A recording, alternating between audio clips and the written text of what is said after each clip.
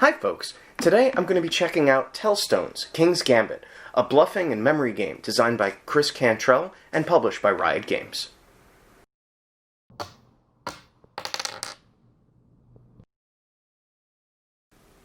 In Tellstones, two players will face off in a contest of memory, but the first thing I want to talk about is the production.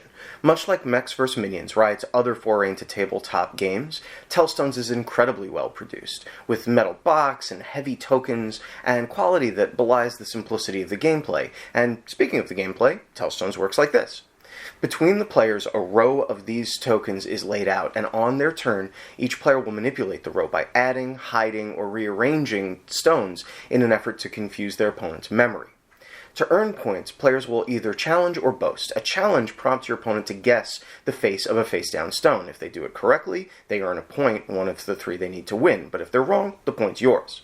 Boasts are made when a player claims to know the entire sequence of stones, and the opposing player can either accept the claim and give the boaster a point, demand they prove it by naming all the stones in order, or reverse the boast by saying they themselves know.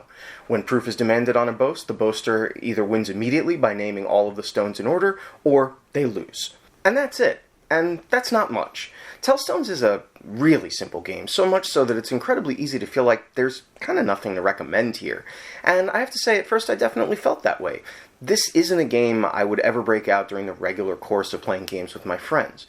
But there is one very niche case where I can see Tellstones being kind of perfect, and that's as a game to be played during another game.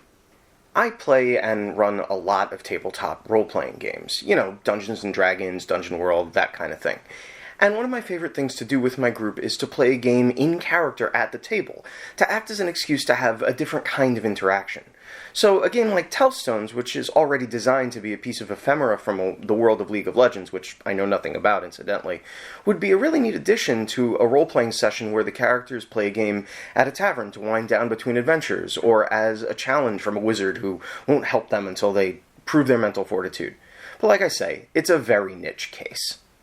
Tellstones is, ironically, a pretty forgettable game, and I totally understand why it fell flat from many reviewers, myself mostly included. The truth is, you could replicate the gameplay experience by using 7 playing cards. But all that having been said, I think I'm probably going to be keeping my copy, because this way, the next time my tabletop role-playing group gets together, we'll have a beautifully made, fantasy-themed, abstract game that we can sit and play together in the tavern while we plan our next dungeon delve. And that's it. Hey, Meeple and I thank you for watching. If you want to see more of our reviews, please click on either of these playlists. One of them is our full-length review series, and the other one is Game in a Minute, where we tell you everything you need to know about a game in about 60 seconds. If you'd like to subscribe, please click the G and ring the bell so that you get a notification every time we publish. And if you like what we do and want to support us, please check out links to our Patreon below. We'll see you next game. Flesh and blood.